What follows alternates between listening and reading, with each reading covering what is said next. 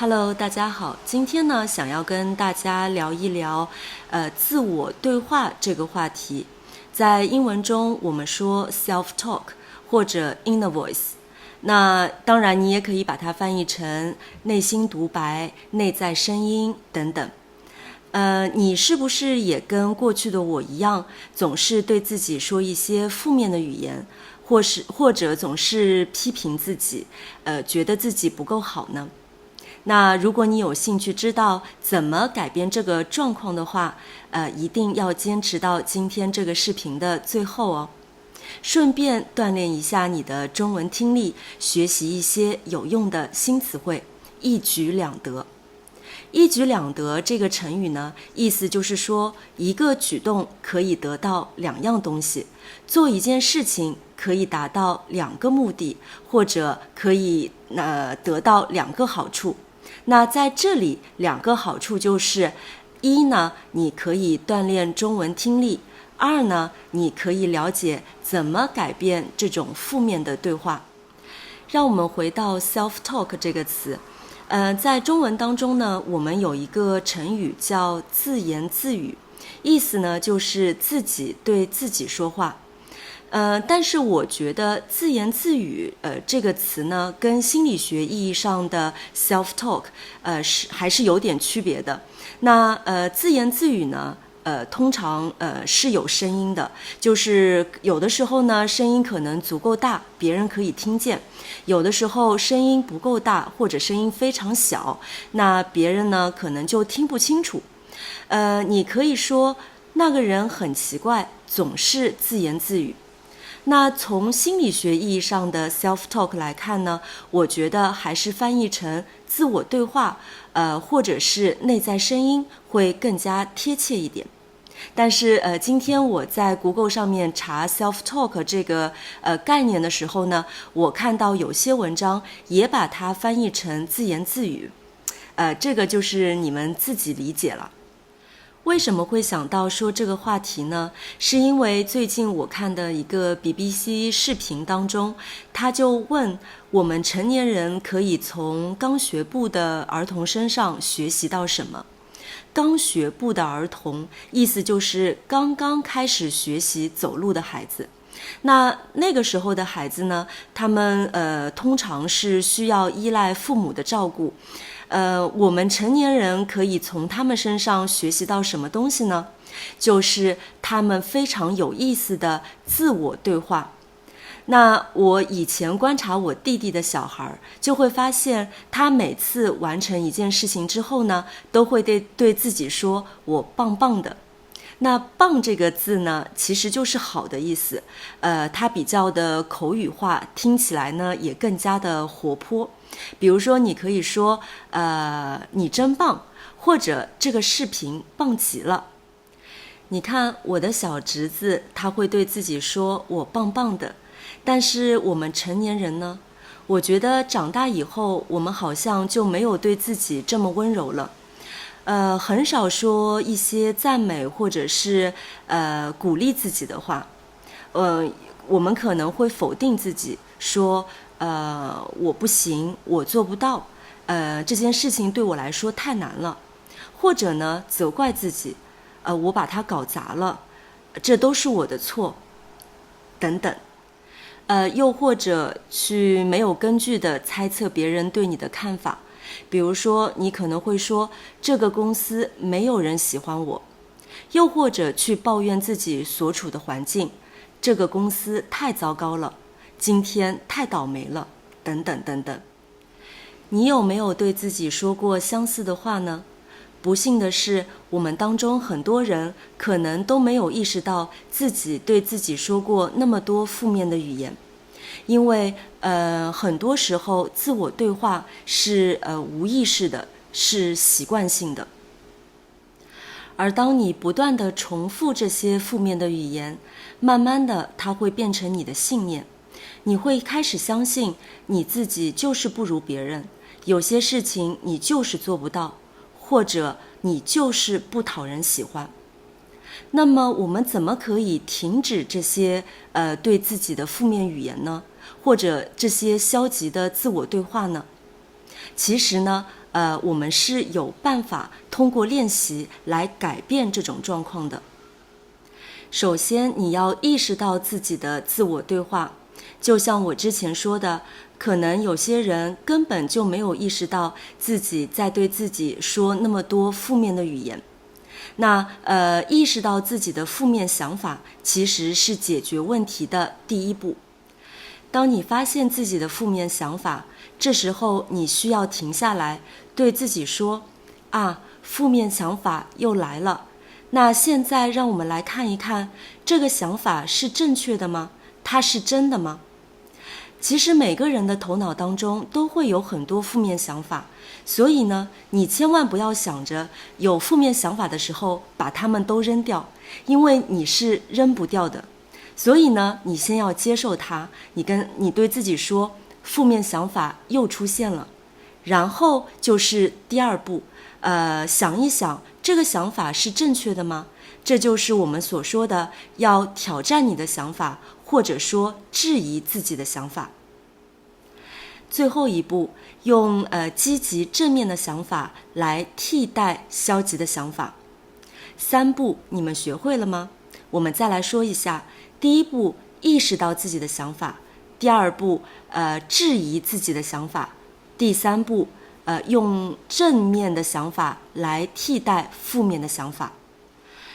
我想用我最近发生的一件事情来跟大家解释一下，如何运用这3步来战胜你的负面想法。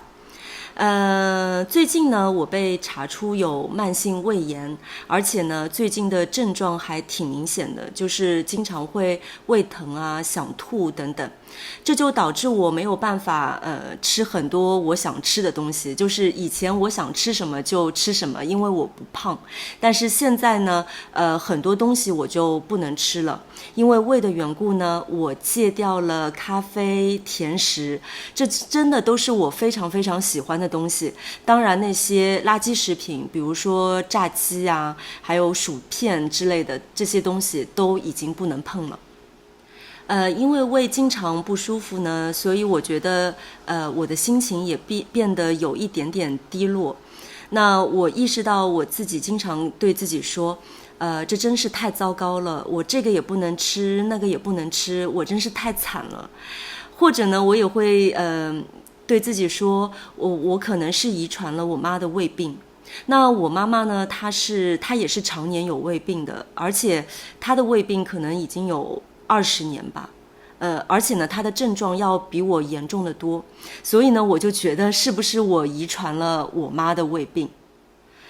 当我意识到自己的这些负面的自我对话之后呢，我就停下来，开始想一想，这些想法都是正确的吗？首先，胃病真的太糟糕了吗？我真的太惨了吗？其实也不是。首先，我的胃病也并没有那么严重。第二呢，比起那些癌症患者来说，其实我的胃病是可以治愈的，而且呢并没有那么糟糕。那或者我真的是遗传了我妈妈的胃病吗？胃病是会遗传的吗？或者说我真的就会跟我妈妈一样，一直受到胃病的困扰吗？这其实也是没有依据的。然后第3步，我就开始尝试用一些正面的想法来代替那些负面的想法。那比如说，我会对自己说，现在查出胃病，其实呢是一种提醒我要好好照顾自己的身体，提醒自己要保持心情愉快。那因为胃病的缘故，我戒掉了一些不健康的垃圾食品，难道这不是好事情吗？我也会对自己说一些鼓励的话，比如说，我相信自己的身体有自愈的能力，因为我还很年轻嘛。还有呢，比如说今天如果我的感觉比昨天好了，我就会对自己说，今天比昨天好多了，我会一天比一天好的。我知道刚开始做这个练习的时候呢，可能会有些困难，特别是用积极的想法来替代负面的想法，因为现在我们好像都已经不习惯温柔地对待自己了。那这个时候呢，你可以想一想，如果是你的朋友得了胃病，你会怎么去安慰和鼓励他呢？有些人当他们有负面想法的时候呢，总是不去做第二步和第三步，就让那些负面想法自己过去。但是呢，就像我之前提到的，负面想法它是不会自己消失的，就是你必须通过练习来转换这些负面想法。那在这里呢，也会有一个小技巧，是我从一个 YouTuber 那里学到的。那个女生呢，她有一根非常漂亮的手链。她说，每次当她有负面想法的时候呢，她都会把这条手链从自己的左手转到自己的右手，就是本来她是戴在左手上，然后呢，他有负面想法，就把它带到他的右手上，通过这样的一个举动呢，提醒自己去质疑自己的想法，并且用积极的想法去来代替它。那我没有漂亮的手链，但是呢，我又有一根扎头发的橡筋。现在呢，当我有负面想法的时候，我也会把这根橡筋从我的左手转到我的右手来提醒自己。当然了，如果你已经习惯于做这一个练习的话呢，就不需要这些小技巧来提醒自己了。渐渐的，你就会发现自己的正面想法远多于负面想法，这种感觉真是太棒了。好了，下面就让我们一起来看一下在今天的视频当中出现的一些有用的词汇吧。批评，指出缺点和错误，让人改正。今天他又迟到了，老师严厉地批评了他。今天他挨了老板批评，所以心情不好。顺便，趁方便做另外的事儿。我下班回家的时候，顺便去了超市买了点东西。顺便问下，你昨晚看的电影怎么样？刚才去书店，我找到了这本中文书，顺便也给你买了一本。一举两得，做一件事达到两个目的，或得到两方面的好处。我们周末去爬山吧，既可以放松心情，也可以锻炼身体，一举两得。这真是一个一举两得的方法。自言自语，自己对自己说话。他这个人挺古怪，经常自言自语的，很少和别人说话。大妈的钱包掉了，她边找边自言自语地说：“到哪儿去了呢？真急死人了。”我以为他在跟我说话，原来他在自言自语。搞砸了，本来想做好的事情，最后没能做好，失败了。他把经理让他办的事情搞砸了，整个晚会都被他们搞砸了。大雨搞砸了他的婚礼。不幸的是，一般放在句首，就是不好的事情是。不幸的是，在去公司的路上，我的车抛锚了。不幸的是，车坏了，我还忘记带我的手机了。